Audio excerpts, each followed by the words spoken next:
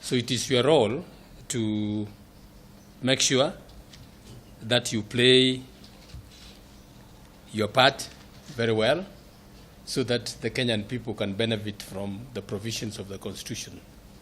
You have rightly mentioned about the boy child. We have had, for a long time, we have had affirmative action in respect of the girl child. And in the process, we have sort of forgotten the boy child.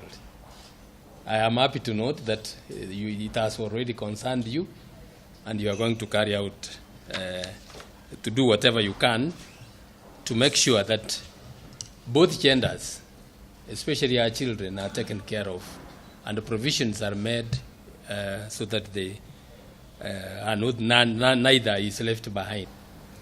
These appointments are a testimony to the President's stated commitment to ensuring that the country makes strides to bridge the gender parity gap and ensure the inclusion of special interest groups in our national development agenda.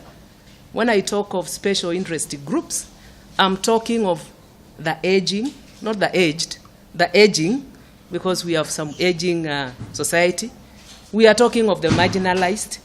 We wholeheartedly embrace the task bestowed upon us through these appointments and promise to do whatever it takes to deliver mandate of the Commission. As the incoming chairperson, I'm fully cognizant of the huge and unique mandate.